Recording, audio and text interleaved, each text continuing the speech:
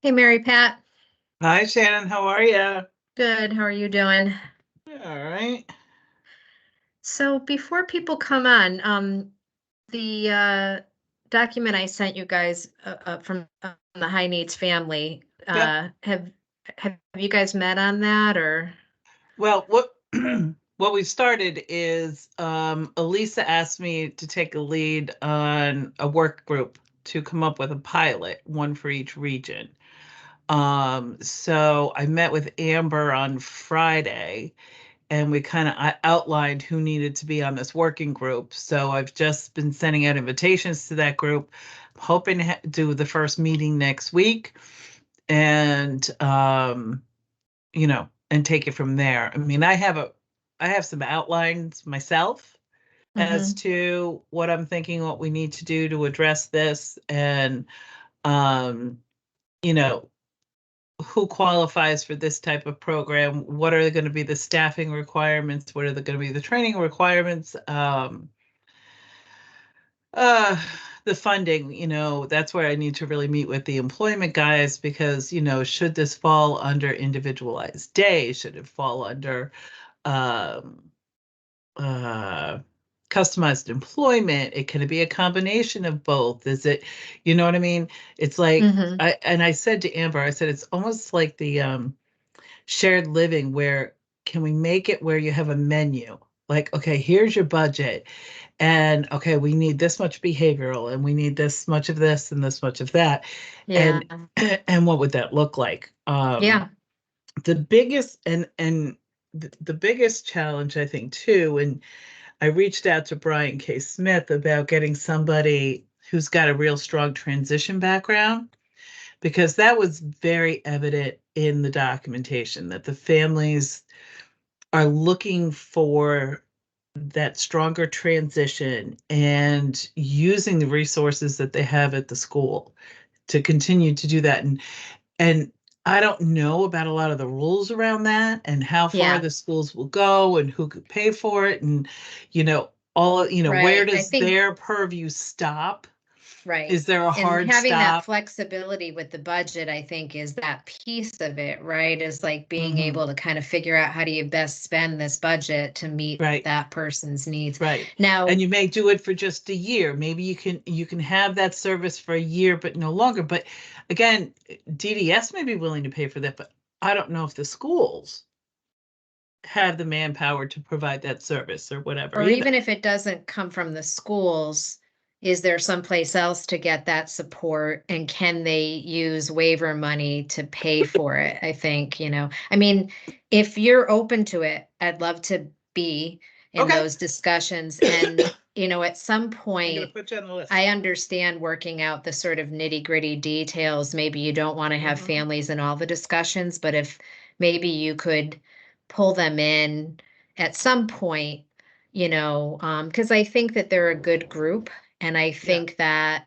um, their feedback could be helpful. So, Yeah. we can Uh, talk about it. yeah. Yeah. Yep. Hello, everyone. Hello. Good afternoon. Hey, everyone. Hello. Hello.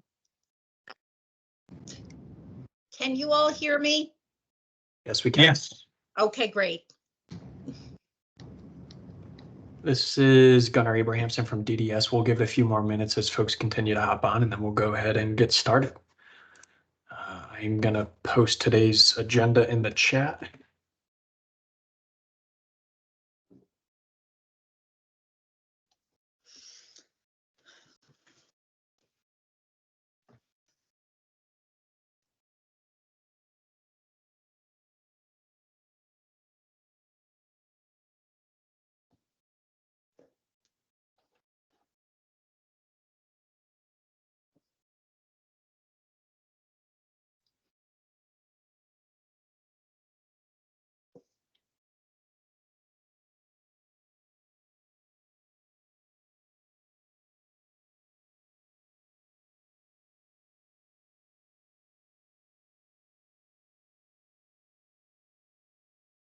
Hey, Betsy, good afternoon. Good afternoon, Gunnar, and everyone. We're just going to give it another minute and then we'll go ahead and get started.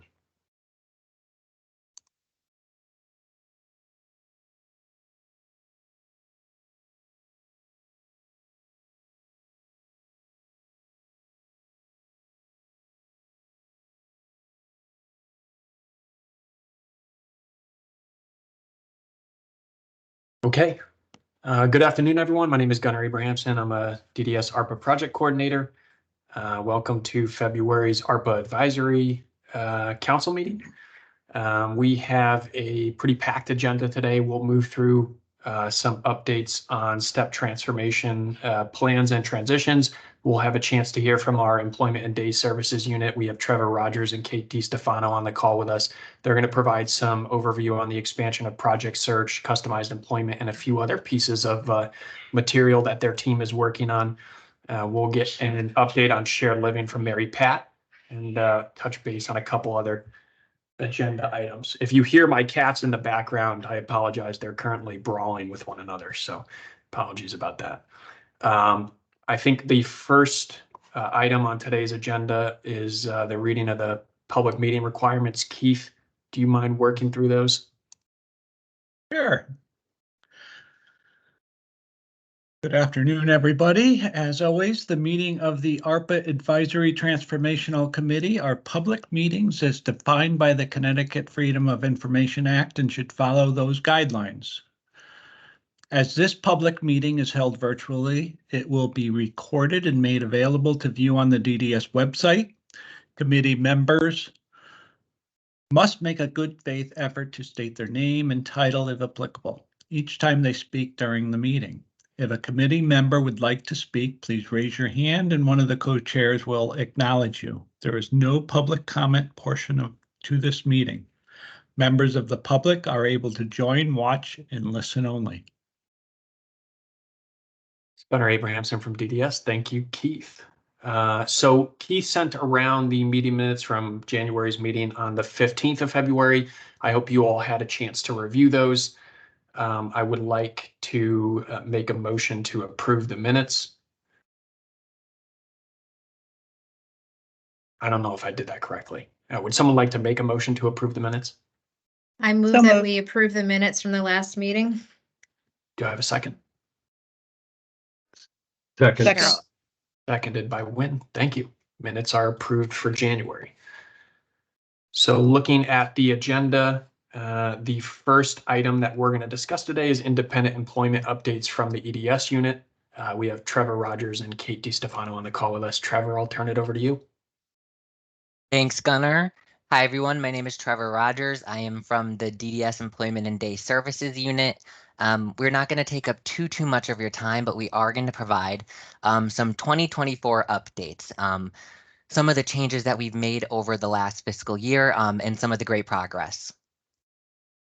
So some of the things we're going to review is some of our innovation, some of the growth in some of our projects like project search and customized employment. We're also going to talk about 2 different notices of opportunities that we have out, some funding changes and some projects that we're working on, and some additional initiatives to incentivize employment. So this is for a document we created for employers. By the way, I'm Kate DiStefano, Employment and Day Services, Education Services Specialist, working with Trevor and the rest in the team. So this is a document we created just to show employers different incentives and reasons to hire individuals with disabilities. So employers or businesses can go to our website, they can click on the QR code or the link, and they can sign up to the DDS list of employers open to hiring. The document itself just talks about different financial incentives that businesses may not be aware of, as well as other types of incentives like working interviews that are basically free to the employer, but give them a look at a potential employee. So that's something that, sometimes employers aren't aware of. So that's here. Next slide, Trevor. So we're just briefly going to touch on employment transition services. This is a time-limited pre-vocational service. It's community-based. The goal of this is to help individuals become equipped and ready for competitive integrated employment. It's time-limited in that it's available for up to 3 years. and it's going to work on certain pre-employment skills. And as you can see, it's community-based, like I said, internships, volunteer opportunities, participation in community activities. And on the right is some of the places where people spend their time. Okay, they could be in community locations like libraries, health clubs, banks.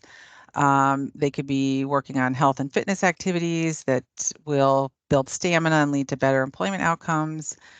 We do have brochures for most of our services now, and they're linked at the bottom of each slide, and they're really written in sort of person-friendly language, easy to read for families and individuals. So what's new and exciting in employment transition services is there has been an increase to the base rate for providers. It was looked at and determined that it was time to bump that rate up. And they're also working on developing some incentive-driven payments for those who transition individuals to employment. So as individuals could potentially move through tiers in ETS, if an agency is able to transition someone all the way to employment, there could be an incentive payment, and that's still being discussed and worked on. And Project Search, I'm sure most of you are aware, is another sort of pre-vocational 9-month internship training program. It's available to school-age transition students and also young adults eligible for DDS services.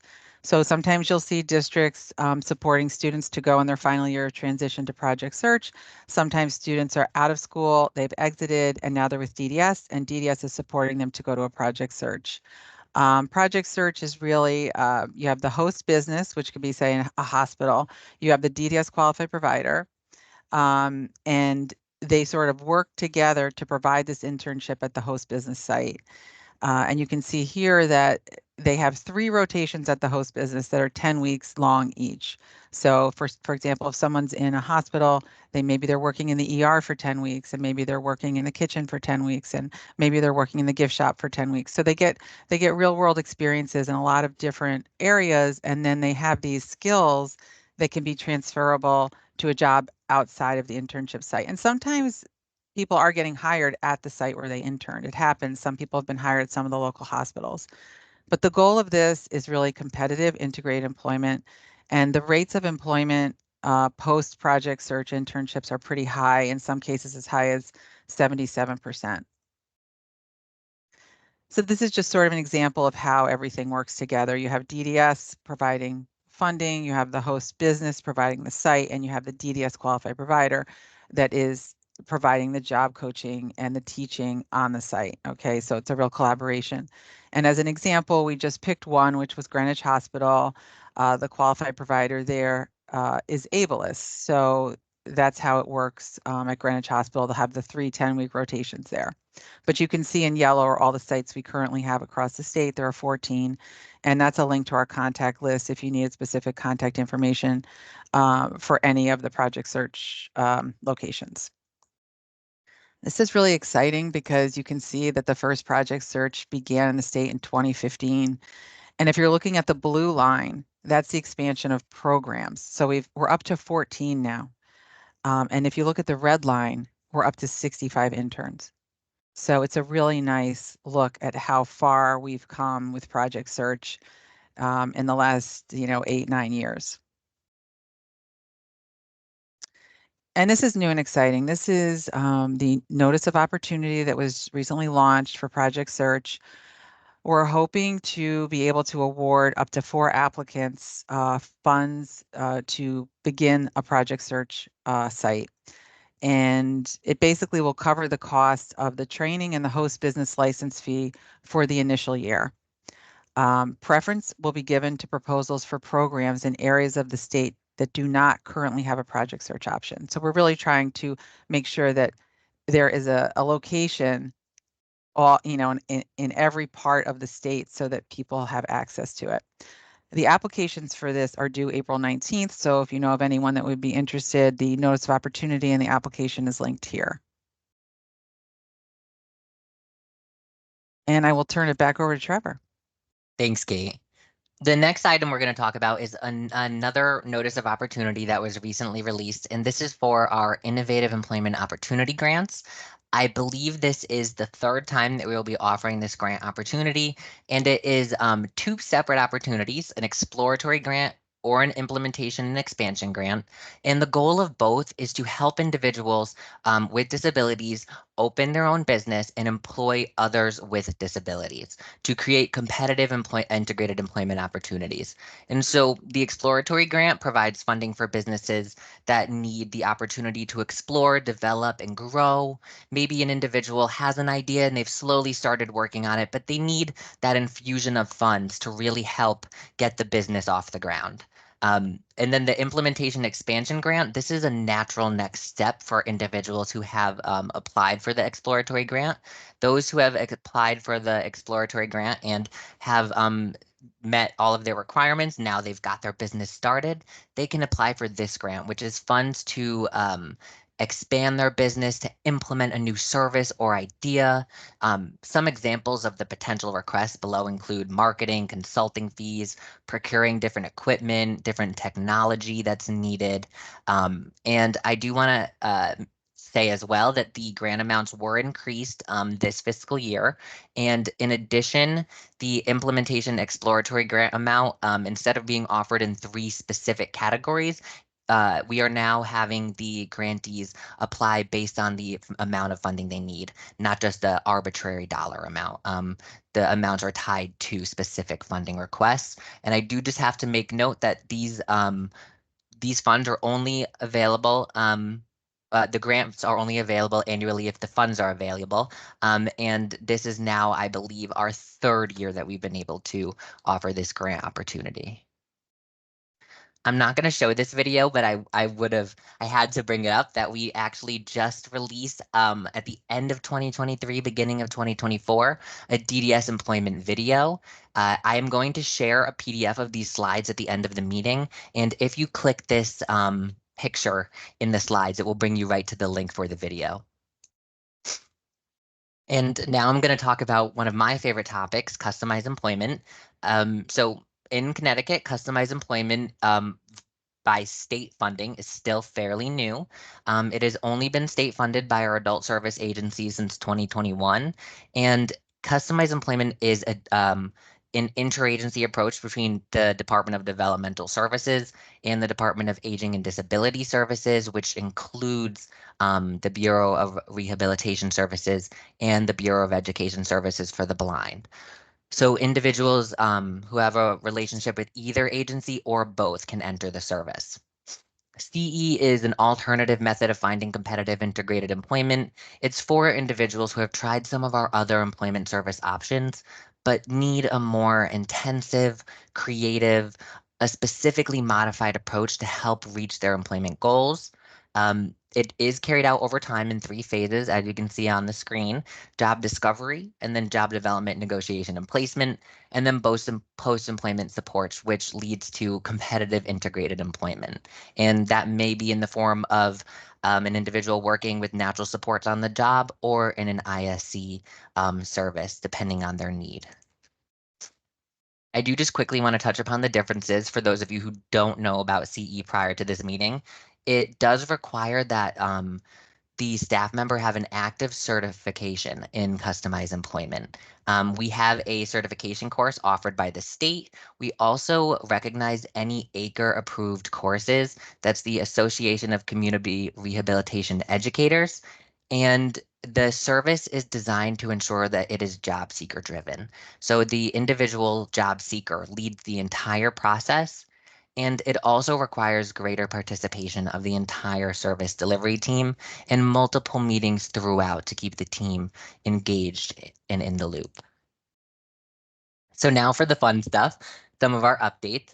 We have a lot of new resources that have been released over the last fiscal year, and one of them being the CE-ISE comparison document. This is a document that is useful for all stakeholders, but it is mostly oriented towards our DDS staff and our provider staff. It reviews the 2 different types of non-annualized funding, meaning the funding that does not come out of an individual's annual budget. So our one-time employment incentives, our ISE incentives, or customized employment. And it reviews the differences between the service, when an individual might enter one or the other, And then the second page reviews every person in the process and their responsibilities. So the responsibilities of the job seeker, the case manager, potentially a VR counselor, the family member and the provider staff, and the different steps involved. We also have a new customized employment brochure, which was created along with the brochures that we've been working on for all of our service options. And I do have to let you know that they are available in both English and Spanish to make sure that we are meeting the accessibility needs of all of our individuals. Another big change is updated deliverables for our providers. So over the last year and a half, the ADS DDS project team has been working very hard to review the deliverables that have been submitted for current cases. In addition, we have worked with our state partners in other states who are a little farther along in some cases, or maybe just where we are in their implementation of customized employment, as well as working with our provider agencies to get feedback from them so that we can make sure that these deliverables are as useful as they can be in guiding the service and keeping the integrity of the service. And I do also have to say that we were able to create 3 separate versions. So we have so that we are making sure it is accessible for all of our provider agencies. It is a fillable PDF, a fillable Word, and we also have a printable Word document version, which is just a lot of extra space so you could print it, write, and then scan it if you weren't going to be doing it on the computer. The CE Provider Handbook is also another new announcement. It is not released yet, but we are diligently working on it. We've been working on it for over a year now, and it combines all of the different pieces that we've been working on, all of our different one-pagers, informational resources, but it's also all new information to guide the provider each step of the way, reviewing the different requirements, the different best practices, and different resources to help our providers as they engage in this service. It is written for our providers, but it will still be useful for our state staff as it reviews the responsibilities and the different steps of each process. It is written in conjunction with ADS and DDS, and it has all kinds of information in there, and it is a very smart document. So it has a very big table of contents, and there are links throughout. So if you need just one piece of information, you can go right there, or maybe you want to read the whole thing, that's okay too. And so it's going to be a very great resource as we continue to try to support our customized employment providers. So now I have to show this slide, which I am extremely proud of. So this is the growth of customized employment in Connecticut over the last, I think this is what, 6 fiscal years I have here. So I chose this timeline because as you see, the first fiscal year is 2018, 2019. Each data point is at the end of the fiscal year. So the data point for that day is June 30th, 2019. So how I did this, I'm actually going to zoom in so you can see, because it's the same data point for 18 and 19. So I started it at that time because that's when this development of our certification course really started. And as you can see, since the initial state funding of customized employment in 2021, there has been exponential growth in not only the number of provider agencies certified, but also the number of certified staff. And we continue to work on increasing this number. The number for 23-24 is an estimate based on the current enrollment of our CTCE certification course. And now I'm going to pass it over to Kate to review our back final again. pieces. Thanks, Kate. So along with initiatives, we have some around individualized day vocational and individualized support employment, ISE. So additional hours can be requested when there is a need and the additional support can meet that need. And individuals who are employed, ISE, can receive supplemental services for socialization or skill development. This is meant to kind of bridge that gap in the downtime between working and having extra hours. For more details, you'd reach out to your regional contact, your local case manager, if this is something that a family would be interested in. And this last slide is a slide we're really proud of because these are our goals for 2024, and we have quite a few. Obviously, at the top of the list is working toward increasing opportunities and support for individuals with high level of need. We know that this is a very common need that families have. We know it's hard at times to find placement and agencies that can provide the support that individuals need when they leave school. So that's something we're going to continue to work on. We also want to bring back the monthly EDS provider and EDS individual family and support network engagement meetings to be able to provide, the newest updates and answer questions that families or providers may have. We are also facilitating a customized employment community of practice. And this has been really great because we try to do a lesson at each of these to just, get people to think about best practices and how they would do things, how they're going to run CE at their agency, so that agencies can hear suggestions from other agencies and get some helpful advice. So these have been really successful so far. And as a unit, we will continue to provide technical assistance, education, and resources to case managers, transition advisors, and related staff as needed. So, our hope is that they will reach out as often as they have questions so that we can give them the latest information and explanations. We are also supporting an ongoing provider-led project search community of practice, which is great. And one of our newer goals is expanding outreach to marginalized and underserved groups and communities to increase awareness around employment. And as that we did touch on about employment transition services, there has been the increase to the base rate for providers, and now we're just working on those incentive payments.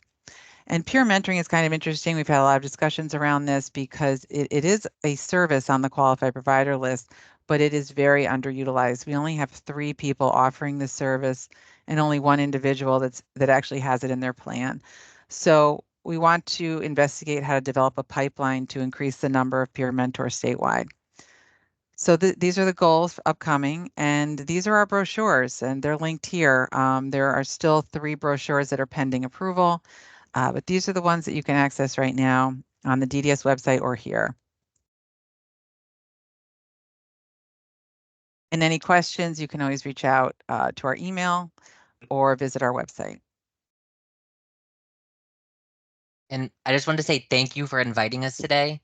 As I understand it, the ARPA period will be we still have another year. So hopefully at this point next year, Kate and I will be back letting you know all of those goals that we accomplished and some other things as well. So thank you. And we will stay a little longer if there are any questions. If not, thank you. And I will send Gunnar a copy of the slides so that everyone can access them and any links afterwards. This is Gunnar Abrahamson from DDS. Thank you, Trevor and Kate. It's always a pleasure having you on these calls.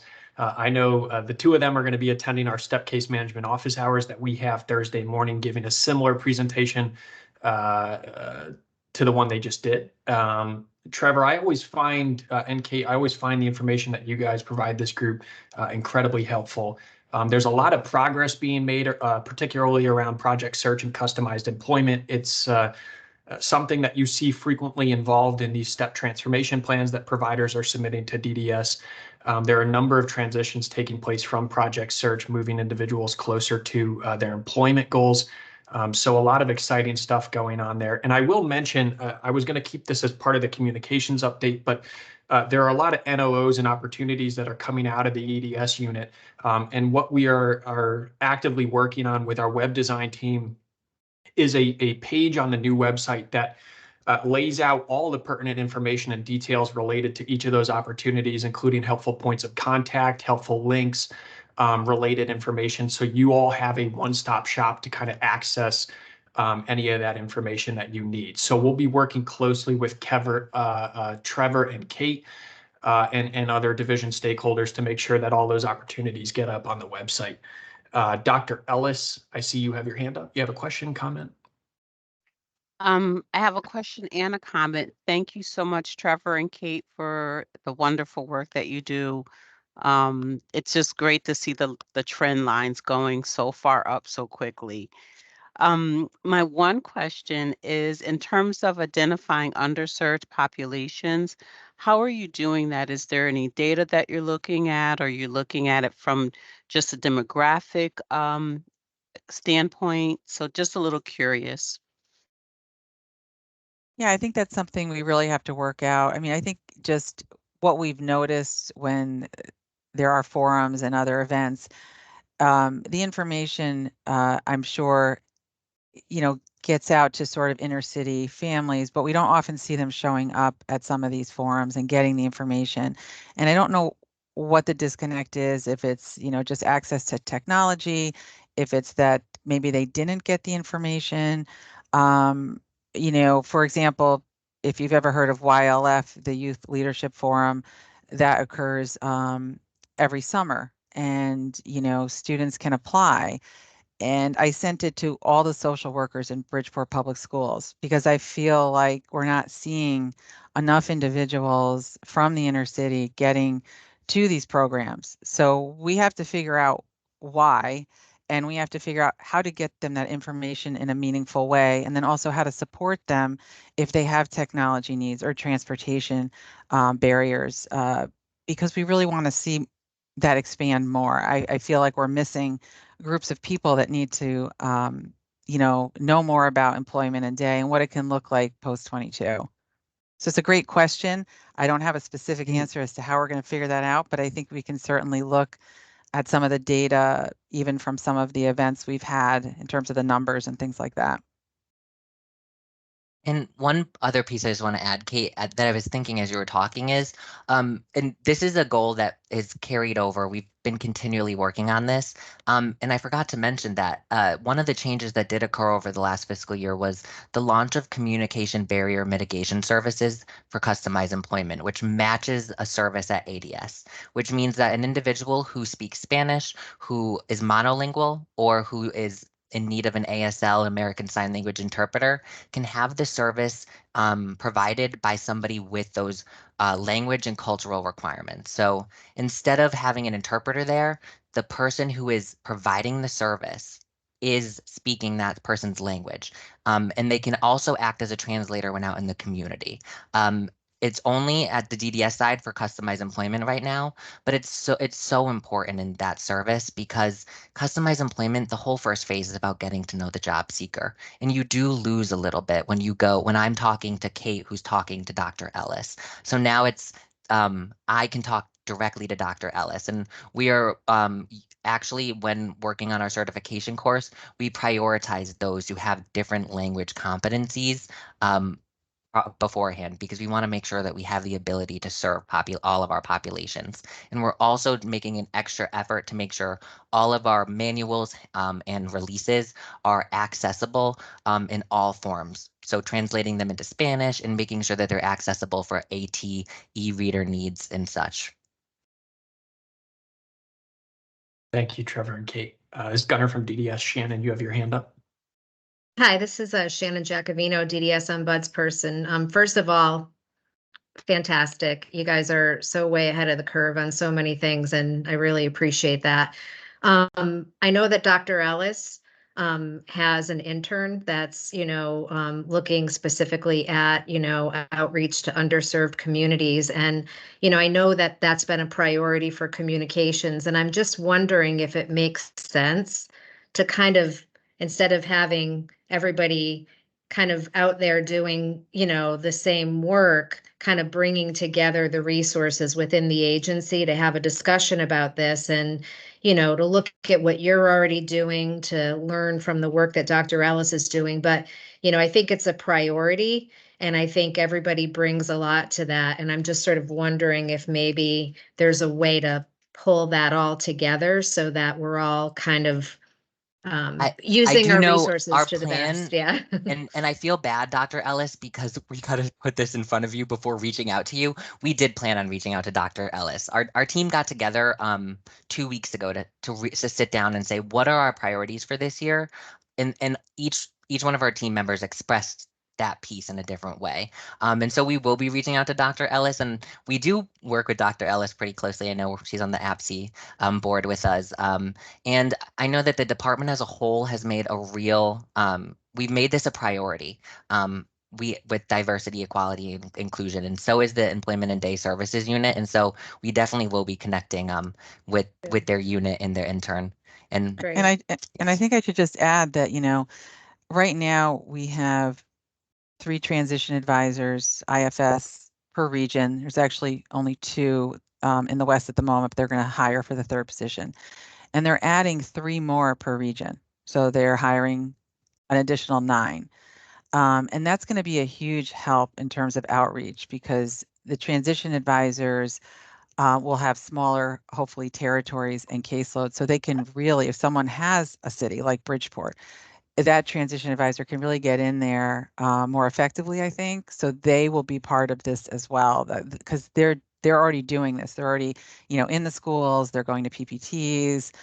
They're talking to families, and I see them as valuable partners in really, you know, trying to get this messaging out. Gunnar Abrahamson from DDS. Shannon. Yeah, this is Shannon Giacovino, DDS. I'm Bud's person. I think that you've definitely identified cities. There's also rural areas where I think we have difficulty getting hold of people. And obviously you've identified language barriers as well. And the one other thing that I would suggest is that the communications department be a part of the discussions that you're having, because we want to have sort of consistency across the agency. And you guys are doing such great work that it should be incorporated into the sort of broader work that we're doing around outreach and communications with people. Gunnar Abrahamson from DDS. Any other questions, comments, concerns, feedback for Trevor and Kate? I see Adriana has her hand up. Adriana. Hi, thank you. Good afternoon, Adriana Ramirez. I wanted to just ask a question. Great presentation as always. I always learn something new when I hear the presentation. You guys have so much going on. I wanted to circle back, and I see that we're increasing the amount of providers. I see we're increasing the amount of trainers or trained individuals. How is the program being evaluated on the results and the success of the individuals actually getting into the program or having success with the customized employment? Thank you. Yes. So to start, I will say that to define success in customized employment is very loose because each case is different. So some individuals will be starting with 5 hours of employment a week. I have an individual who started with 25 hours of employment. It really depends on the individual. It's competitive employment, competitive integrated employment in the community. We have just been seeing our first few placements on the DDS side. Our first referral was only about 1.5 years ago on the DDS side. There were more on the ADS side. But we are working with our quality assurance division and our directors there. We've been to develop some standards for quality assurance as we go forward. And we've actually been working with I know her name, Margie Webb. I don't remember. I think she might be from Wisconsin. She has developed, they have a course similar to ours. We learned a lot from them as we developed customized employment, and they have specific competency review standards that we are researching.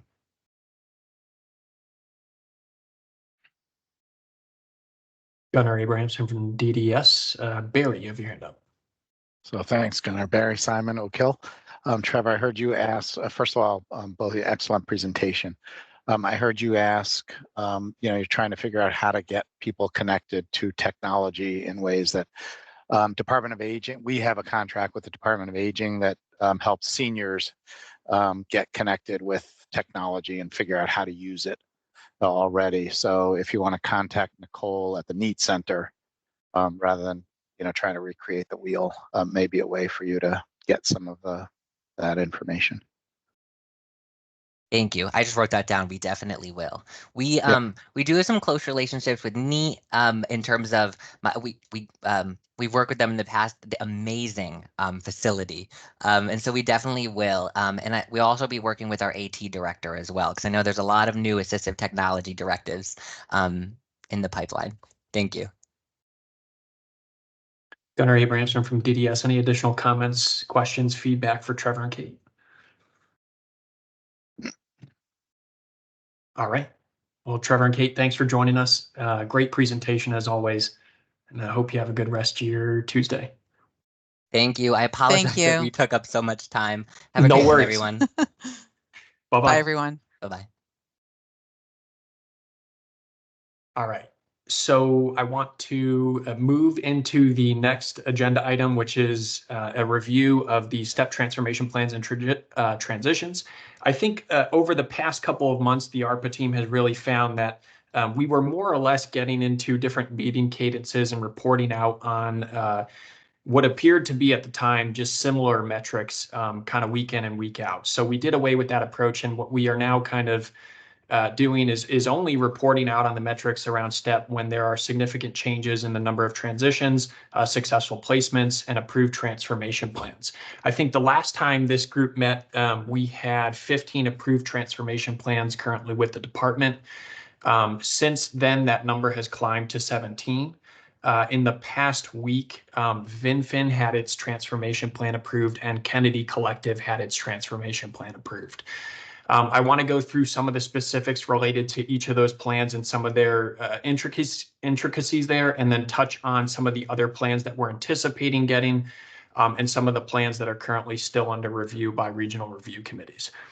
So VinFin had a residentially focused plan. It originally encompassed 6 individuals that were identified as living in a CLA and a CRS. There were 3 individuals in each placement that were going to move to IHS. VinFin decided to take a step back and make an addendum to its plan. They added in 3 additional individuals, and those original 6, they shifted away from moving them to IHS and took advantage of a supportive housing NOO that the department had out. So there are 6 individuals in that plan that will now move to supportive housing and utilize those IHS supports. VinFin plans to hire a program manager that will be on call and available Monday through Friday, 9 to 5. They also are looking to hire 2 DSPs who will be on call 24/7. They will have overnight availability to ensure that there is a kind of robust safety net underneath those individuals as they move through the various stages of those transitions. There are 3 additional individuals outside of those original 6 that will move from a group home to their own apartments and utilize IHS. So that is one of our more relatively small plans, but I would like to note the 3 additional individuals that were added to that plan were identified as having a level of need of 6 or higher. Now, this is something that Peter Mason, my predecessor, Keith Lavalette, who's on the call today, and Greg McMahon had really kind of harped on while we were getting the STEP initiative up off the ground, that it should be inclusive to individuals regardless of their level of need. If their goal was to move further into the community and access some of these supports that we're highlighting through STEP, then they should be able to be a part of that. So through kind of that advanced planning process and bringing in some of these additional support mechanisms, VinFin was able to identify these 3 individuals and add them to our plan. So we're particularly excited about gathering some of the success stories that come out of those transitions, particularly those individuals who have that high level of need, because that's going to look a lot different, not only in the planning process to make that transition successful, but the variables involved in making that transition a success are going to look a lot different than some of the other individuals. So I will keep this group updated as we begin to hear what that transformation plan execution looks like, and you know, as we start to gather some of those success stories. And before I move on to Kennedy Collective, I know Dr. Ellis has her hand up. We are working towards gathering a number of success stories in various transformation plans as part of our communications push to really show the scope of the STEP initiative and what it's achieved. I will pause there. Dr. Ellis, you have a question, a comment? I'm sorry, I just wanted to ask if we're gonna use the acronyms. The intern actually comes in at 2. He's here, so I'm having him join so he can hear a little bit about what's happening. So some of the acronyms he may not know, and I may not know them fully. So if we could just make sure we explain them. Cheryl Ellis, Director, DEI. Thank you, Gunnar. Gunnar Abrahamson from DDS. Absolutely, I apologize about that. I will make a note that I myself am not always completely familiar with some of the acronyms that we toss around, but to provide some background, just for those of you on the call who may not be familiar with the STEP initiative. STEP stands for Supporting Transformation to Empower People. It is well aligned with the agency's overall mission and vision for supporting individuals to lead more inclusive lives within the community. So individuals that have historically found themselves living in some of our congregate settings, whether it be a day support option, a group home, a continuous residential support model, who have aspirations to move out into the community, and utilize some of these more home and community-based support options offered through the department, can participate in the STEP program.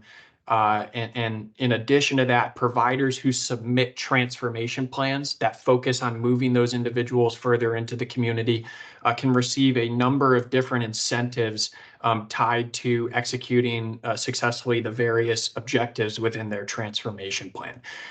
That in a nutshell is what we're really after with STEP. Just to provide, again, a little background there. I want to touch on Kennedy Collective. This is one of the largest plans that the department has received to date.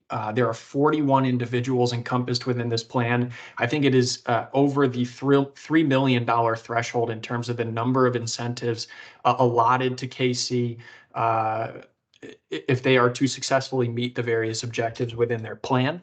So they have 40 individuals that are going to move from GSE or group supported employment to ISE or individualized supported employment. So again, that transition from congregate to an individualized home and community-based support. And then there is one individual that's going to move from IDV or individualized day vocational, again, to ISE, the individualized supported employment.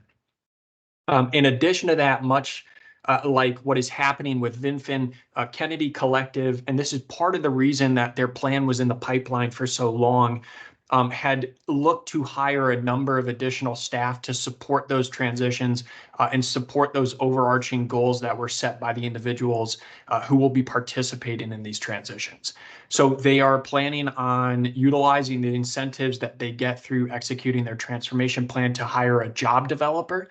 That job developer, along with a few other staff that I'll touch on, will work on developing employment, work on identifying and developing employment opportunities for the individuals encompassed within that plan. KC is also going to move to hire 2 career advancement training specialists to facilitate that career planning process, identifying the goals and the ambitions of the individuals who are going to pursue those employment options, and also act as a liaison between the individuals transitioning and potential employers out in the community. Additionally, KC looks to hire 5 vocational training and support specialists that are going to focus on things like job coaching, resume development, worksite support, and case management. And I think what's really unique to KC's plan, and there are a number of other providers that do this to promote that overall independence for individuals that move towards more independent employment options. They're going to gradually reduce the number of hours that those staff members are out there in the community checking in with the individuals to ensure that that individual, while their needs are being met, they really have that independence that is needed out in the community for them to grow. And in certain instances, and we're fully expecting this to be a part of STEP, we've seen it happen before, but in certain instances to fail. That is something that every person has the right to experience, whether or not you have an intellectual disability. I myself have found oftentimes with the various places I've been employed, I've made the wrong call. I have failed. And at the end of the day, what that really does is improve you as a person and helps you to grow. So I think while it's not something we want to harp on, we fully expect some of these transitions to be a bit bumpy, and that's to be expected. There are a lot of different human variables involved here. So again, it's going to be really interesting to see how this all plays out. Again, it's one of our larger plans. I think it's over the $3 million mark in terms of the number of incentives tied up there. So very exciting stuff. We were happy to see the West Region Resource Team approve that last week. And we'll keep this group updated as those groups of individuals continue to transition out into ISE. Two remaining points before we close out this agenda topic. I think this provider participating in the step transformation process and submitting a transformation plan really speaks volumes to our overall communications efforts to get some of these smaller provider agencies on board and participating in the STEP initiative. I don't know if folks on this call are familiar with the agency, the Lighthouse. They are a small private provider based out of Niantic, Connecticut, so very close to where I live. They have a plan that encompasses 5 individuals, 3 of which will move from a day support option to individualized day vocational, and 2 that will move from ETS or employment transitional services to individualized supported employment. So it's an employment focused plan. It's relatively small. But again, we were incredibly excited to speak with their team and really see a smaller agency be participating in STEP. Outside of those 3 cases that I just walked through, we have worked very closely with our counterparts at Deloitte who have been facilitating their technical assistance hours. Deloitte has helped us identify 4 additional provider agencies that are actively working on putting together transformation plans. We know Hart, Whole Life, Bristol ARC, and ARI are all in the process of building out their transformation plan templates, and we fully expect those to be submitted to the department within the next couple of months. There are a few provider agencies whose plans are still being reviewed by those regional review committees. We were anticipating that the review process would be fairly extensive. Again, I think what the department really focused on, what the provider agencies were focusing on was the health and safety needs and the overall success for the individuals that are identified within those plans. So 17 plans approved. We have 2 pending approval, and we're anticipating getting 4 more. I think what we'll do at the next meeting is hopefully have some metrics around the different tiers of incentives that have been paid out to those providers who have started to execute their transformation plans. I know some of them, like CRY, are fairly far along in the process and actually nearing completion, while others are kind of just getting started. So some exciting stuff going on there. Before I move into the communications update, does anyone have any questions, comments, feedback, concerns related to STEP?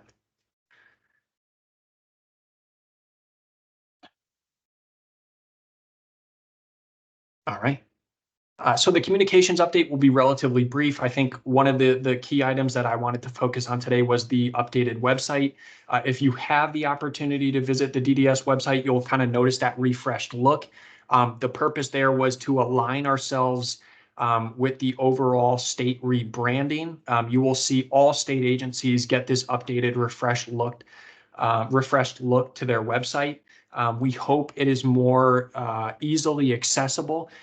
We have been working very closely with our web developers and our web vendors to identify and fix any sort of or troubleshoot any issues that our internal and external teams have identified for us.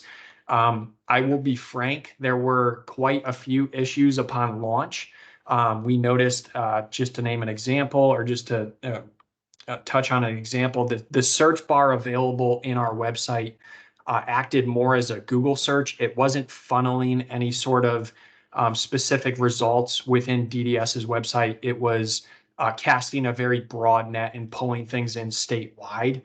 So we have been working to remedy that issue, and we ask going forward, if you have you or your team identify any issues that need fixing, you can send them to myself and Kevin Bronson, and we'll relay them to our website team. I would like to just say, be a little patient while we kind of work through these issues. There's a number of them, and we are tracking that there needs to be some fixes there. I touched on this earlier. I'll just reiterate. We are working with our web team to develop a page related to all the available NOOs, RFPs, and opportunities that the department is currently offering. It's going to have a bunch of helpful information in there, so you guys don't need to go into our website and dig through a bunch of PDFs anymore. We're expecting that to be up sometime this year. I don't have an exact time frame there, but again, just hopeful that that provides more accessibility and review of all the opportunities we have. I believe that is it for the communications update. Questions, comments before we get into shared living with Mary Pat? Adriana. Hi, Adriana Ramirez, Connecticut Family Support Network. Thank you, Gunnar, for that update, because before you finished the update, I was about to raise my hand talking about the indexing and the search bar was a little bit of a surprise, and I'm glad to hear that that's being worked on, because that's always been like the biggest challenge of the website is that search bar, to be able to search within the intranet or the internal website, where most people, that's why we always say, joked around, if you want to find something on Connecticut website, go to Google and you'll find it more direct than if you try to search it within the state website. And so I'm so glad that you touched on that, because that was one thing I noticed and I was concerned about. So I'm glad to hear that's being fixed. And the website does look amazing. It does take a little bit of getting used to maneuvering, and some of the, I'll send you something, but some of the pages sometimes don't link as well, but they look amazing. And I see how everything's connected so visually and simplified. So it's a big transformation. So thank you. It's Gunnar Abrahamson from DDS. Thank you, Adriana. I'm hopeful that that search bar issue will be remedied sometime in the next couple of weeks. That's kind of top of the queue in terms of the things that we have the website team working on. Additionally, Adriana brings up a really good point. If you are having trouble accessing any sort of pieces of information that maybe in the last iteration of our website was a lot simpler in terms of the number of steps you had to go through to get there, please, again, send it to myself and Kevin Bronson. And at least make a note of it. It may not be something we can change, but if we can make that a little bit easier for all of you, that's kind of the overall goal there. All right, Mary Pat, I will turn it over to you. Thank you. Mary Pat DiCarlo, Director of Workforce Strategies. I'm just going to give you guys a quick update on where we are with shared living at this point. In the last month, we have finalized the vision. We're about 90% of the way through the definition. Supporting documents are being worked on. The problem, though, right now is we really have to put a pause on all of this, because we found that through our new definition, the waiver needs to be rewritten. And that can't be done until next year. So, very unfortunate, but we are putting things on a pause. The committee, we've finished our work with Deloitte for now, and they have left us with some phenomenal documents and taking a roadmap that they laid out for us and an Excel sheet that just kind of will give us all the reminders of things still left to be done that we can continue to work on between now and when the waiver gets resubmitted. But that's where we're at. It's very unfortunate, because I really felt like we were on a roll and we were going to be able to put something forward sooner than later. But that is what's happening. Gunnar Abrahamson from DDS. Heather. Hi, Heather from Marrakesh. Thank you, Mary Pat. I'm so glad you guys are looking at it. I understand that we do have to absolutely look at the waiver. And I was just wondering, as we're looking at waivers, are we also going to look at the CCH waiver and maybe some other waivers that we have now that might be more inclusive? Or are you only, is the intention of the department only to look at the shared living waiver? This is Mary Pat DiCarlo, DDS. What I was charged with and what I know was just shared living. Now, if there have been discussions about looking at the CCH waiver or some of the others, I am not privy to that, but I certainly can poke my nose in and see what I can find out and get back to you. Gunnar Abrahamson from DDS. Brian, you have your hand up. Brian Smith from DDS. To respond to Mary Pat and to Heather's question in particular, I would use your provider meetings that you have established within the regions or statewide. And if there is specific areas of interest or need for the agency to look at potential waiver revisions, I would use that platform to start those discussions if they haven't already been started. What Mary Pat was referencing was just that it was a targeted conversation work group. And through that work, we found that waiver revisions would be necessary based on where we were going with it. It's always good to do those waiver revisions simultaneous. So if there is a need for other services that we provide and there needs to be some tweaking and language or whatever it might be, doing it all in one big package is best for Krista and her team rather than trying to do it in piecemeal. So I would definitely use your provider network conversations and meetings that you have already established within the regions either or statewide for some of that preliminary discussion. So Gunnar Abrahamson from DDS. Thank you, Brian. Any additional questions or comments for Mary Pat? All right, at this time, I'm going to turn it over to Betsy from Deloitte for a brief presentation on technical assistance. Thank you, Gunnar. Betsy Bella with Deloitte Consulting.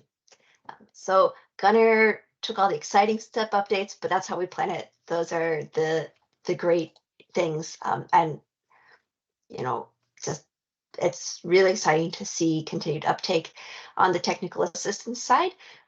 We have shifted from weekly office hours into more like once or twice a month doing a more involved technical assistance session. So in January, there were 2 sessions that were both focused on going through summaries of the submitted plans, because we've heard from several providers that they really wanted to know more about what has been approved, what are other providers doing. There's one on residential plans and one on day. Those have been combined into a document that includes all the plans, which we'll be updating with a slide for VinFed and Kennedy Collective and any other plans as they are approved and come in.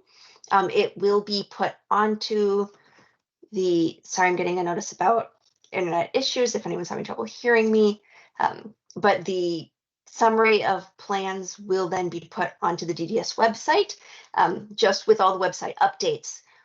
There's been a little back and forth there, but it will be available soon and providers will receive it through a notification out through Everbridge.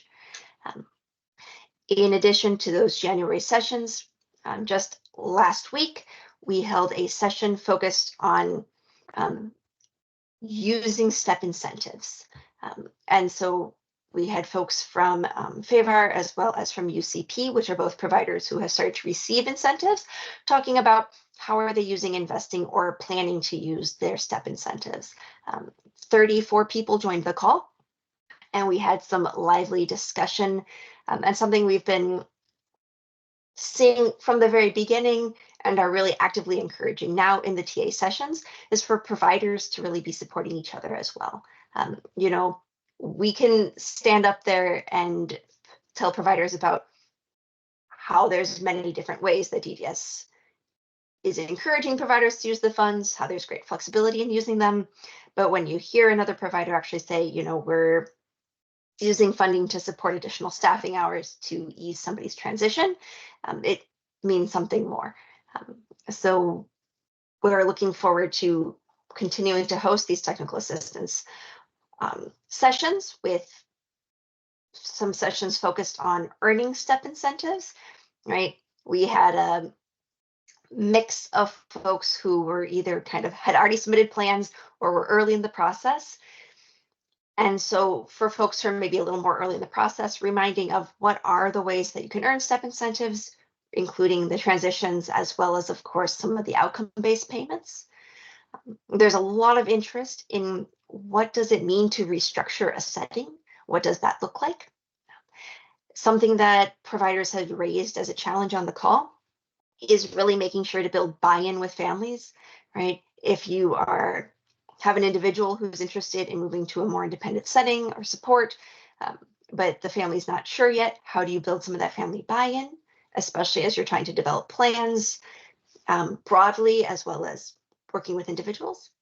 And then something that's been noted as well is this idea of if people are moving from not being employed to being employed, or sub-minimum wage to minimum wage, or increasing their hours of employment, what does that mean in terms of their potential benefits? And so providing a technical assistance session that focuses on some of that, sort of brushing up on what are the rules around benefits, as well as highlighting some of the DDS plans to coordinate more closely with BRS around benefits counseling. So those were at the end of the session, we had provided a range of technical assistance topics for folks who were able to join the call to sort of provide some input on. And through polling, those are what rose to the top and will be the most likely topics for upcoming sessions as we continue technical assistance in March and April. We do continue to provide one-on-one technical assistance, which providers can access by emailing us directly or through the same request link that's been open since the templates first went out. But there really is some of us starting to slow down as people have more and more plans in, but we are going to continue to make that push while we continue to be here supporting DDS for any providers who are interested in accessing technical assistance. Any questions or comments from the group?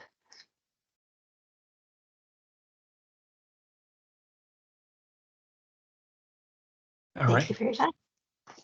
Gunnar Abrahamson from DDS. Thank you, Betsy. That concludes the agenda items that we have listed for discussion today. I will turn it over to all of you for any points of discussion that you would like raised for the group. Anything that we'd like to discuss in the last half hour here?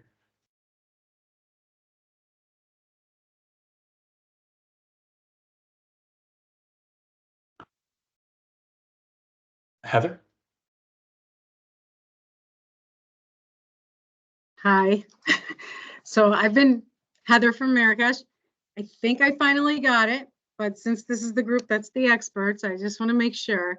So as far as the step plan goes, we submit it with what we think the strategy is that we need to do this transition, which might be, a lot of people said hiring more staff or creating new positions or peer positions, whatever it is. And then that plan gets approved. And then somehow we implement the program without any extra incentive at all. And then we start transitioning the people. And as we transition the people, then we get paid to use for the incentive.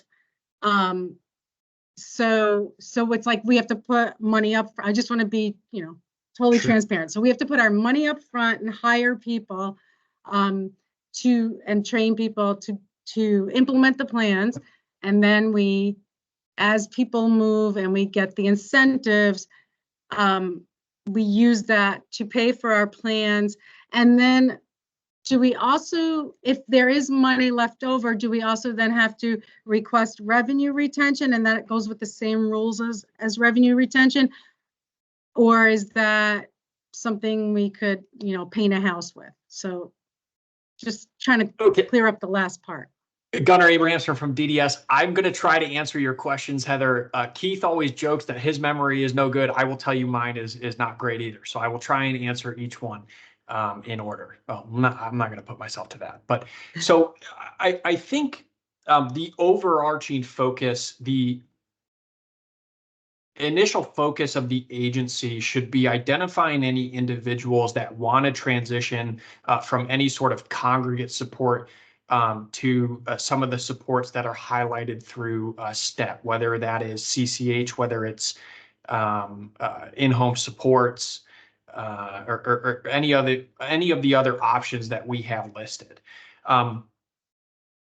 The incentive dollars, you are correct, they come after, for the most part, they come after certain objectives are met within your plan.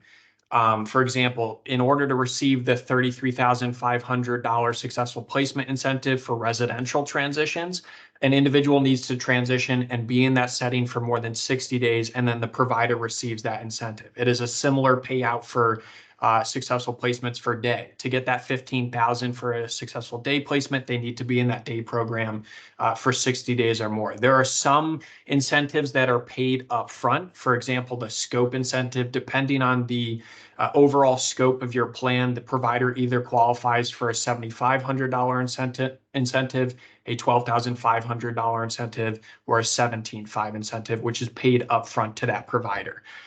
We have seen it kind of work both ways. There have been providers who have been tracking individuals that want to, for example, move to their own apartment and utilize IHS. And it was, okay, this was going to happen anyways. Let's put it in a step plan, submit it, and receive incentives for doing something that would normally just be our normal course of business. There are other providers that needed to make some adjustments, and I don't really understand some of the nuances here as to what went on behind the scenes, but make some adjustments in order to make certain portions of that step transformation plan happen. I will say what's important to note is there's really no strong guideline for how providers utilize those incentive dollars. Peter used to say, you can use it basically for anything other than to line the CEO's pockets. That's how he would kind of describe it. You can use it to paint one of your houses. You can use it for a number of different items on your list. It's really for you to use as you see fit. I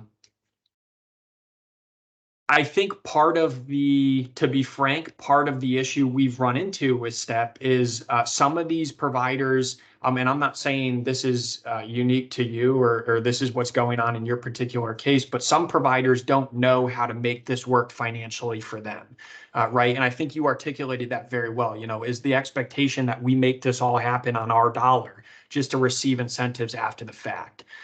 There are certainly cases in which that happen, and it hinders a provider's ability to submit and execute a plan properly. There are other providers where there were individuals that they were going to move anyway, so they incorporate them into a plan and submit it to the agency for review. Is there any question there, Heather, that I'm missing? Hi, it's Heather from Marrakesh. No, I think you. Thank you. Thank you for, I just wanted to make sure I understood it.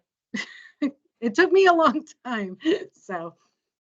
And Heather, I will say, I think the department has done its best in terms of trying to navigate all the nuances around this initiative as we roll it out. I think that's been one of the most difficult parts, right? I think, it's accurate to say that we've more or less been building the plane as we fly it, and making adjustments kind of on the fly to make things easier for providers to execute objectives within their plans or submit plans and kind of follow through on rolling those out. I'm trying to think if there's anything else I wanted to add to that point. There have also been some issues, I will say, in terms of what constitutes an allowed transition. And unfortunately, because of the way the language is built into our spend plan and some of these documents that CMS and the federal government kind of help regulate, the only transitions that are allowed are clear-cut transitions from congregate support options to those support options that meet the home and community-based final settings rule. And that has been a particular hang-up for some providers that have looked to submit plans. I don't think there was anything else that I wanted to add there. But I would strongly encourage you, Heather, if you're experiencing any sort of issues there, you can reach out to the folks at Deloitte for any sort of technical assistance hours, or please utilize your resource management teams in the South. I know, David and some of the others would be more than happy to kind of walk through what that may look like for your agency. I know you got to plan it. So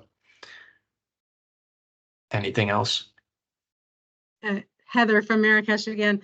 So I know you answered most of my question the other day. We do have some people that live in a CRS setting, which is that they hold the lease to the home. And actually, we have people living in a CLA setting in the same apartments that we support someone in an IHS setting. So really, that apartment, someone could move in, it could be IHS, or someone could move in and it's CHS. So if we're converting, if some people just love their apartment and want to be in their apartment and they have a lease for 2 years or whatever, and we are able to transition them to IHS before they could break their lease, I understand if they're living with someone else that's a CRS, that it's still considered congregate, but if they're in the same apartment complex, it's just like we could start saving money and getting people to get rid of some of their extra staff if we could somehow do that. And I feel like that would happen faster. And with the safety net, it's right there. I'm not 100% sure that that's the right approach to not allow a CRS to transition into an IHS. Because in a lot of cases, we have people that are different. Like everyone in my house isn't on the same lawn level of needs, level, it's different. And so people could be alone, so there's not 24-hour staff. I understand, I guess I understand in one apartment, but if it's different apartments in one setting, how does that work? I don't know if anyone did that successfully yet. Gunnar Abrahamson from DDS. Mary Pat, I want to get to you if you have a point to add there. Yeah, Mary Pat DiCarlo from DDS. So Heather, when we were talking about this, I think the one thing that stood out in regards to this idea was if the individuals that are now in the CRS, if all three of them could go to IHS at the same time, and you could say not have the overnights, replace it with remote supports, assisted technology, whatever, then yes, that would be a transition, because it's their choice to continue to live together. It's their choice to live in this apartment as roommates. But the fact that someone there is going to have 24-hour supports, the person who then is on IHS could benefit from that. So it was that 24-hour, that overnight. So if all three could come off that overnight, you got to play it. Right? Does that make sense? Heather from Marrakesh, absolutely. Ours is just opposite, where the person that still needs CRS for now, she goes to a day program. So that person can be alone in the house. So there wouldn't have to be 24/7 staff in the house anymore. It's really because she's home when she's not working and she's under CRS. So we really could not have 24/7 anymore. It's just not the overnight hours, it's the daytime hours. Right. And it's an interesting, I just feel like individually, maybe we could work on each case individually. And even without the incentive, we would do it. We're going to try, if that's allowable, to switch the one person in the CRS to IHS. And if I don't get an incentive, that's fine, because that's the right thing to do. So she could be home alone, during the day. So that's what I'd like to do, incentive or not. Okay. Gunnar Abrahamson from DDS. Mary Pat, did you have something additional? Shannon? Yeah, this is Shannon Giacovino, DDS ombudsperson. Are these the kinds of things that like Deloitte can provide assistance with in terms of navigating or like threading that needle? Is that what you do in the office hours? And are you able to provide that assistance with an agency that really wants to do it? And by the way, is also is already doing things to help people to live more independently, kind of find a way to be able to benefit from those dollars and help people to move on. This is Betsy Bella, Deloitte. Yes, absolutely. So, and we've had some other conversations with Heather, although this is a new wrinkle. So we provide support to providers who are coming in with, very often people come in, they're kind of like, here's what we're dealing with. Does this fit in step? Does it not? To Gunner's point earlier, a lot of plans sort of start from this room of, here's some of the things we wanted to do anyway. How does it fit together? And then often because of the step incentives, they're able to grow them. The governed plan's a really great example of that, where they started with just a handful of people and then it became a really large plan. And so having some of these conversations around the intricacies of, what does fit with a step, what doesn't, but what might you be able to fund with some additional incentive funding if you have other step incentives moving forward. When we get into some of the intricacies of things like, can you offer CRS and IHS in the same location? That's a question that's got to go back to DDS. However, we can help providers figure out, who do you reach out to, or sometimes we help facilitate some of those connections. Gunnar Abrahamson from DDS. Heather, I would just ask, and I think this conversation may have already been facilitated, but work with David and that resource management team. He should be able to help you get an understanding of what's really allowable there. And if Betsy, if you want to make mention that it might be useful to have Betsy's team come in and provide a little guidance along the way, I'm sure, her team would be happy to support you guys as you kind of execute what your plan will look like. I will say, just to be clear, a setting that is somewhat split between utilization of CRS and IHS becomes very complicated. And I think what we've heard, not only from our providers, but internal staff as well, is that the STEP initiative as a whole is already fairly complicated. And that presents, there's a lot of gray area there that I think would be very difficult for us to explain in terms of what's allowable and what's not. David may have a clear-cut answer for you, but I would connect with him, and I'm happy to support in any way possible there. Anything else along those lines? Any concerns, questions, comments, feedback around STEP? If not, anything else that we wanted to raise for discussion today? We have about 12 minutes.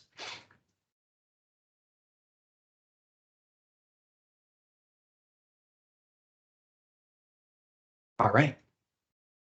Well, thank you everyone for joining. I appreciate the engagement. I appreciate you listening to some of the report outs of our team today. I will ask for a motion to adjourn. So moved. Do I have a second? Second. All right. Thank you, everybody. Have a good rest of your Tuesday, and thanks again. Bye. Thank you. Bye-bye.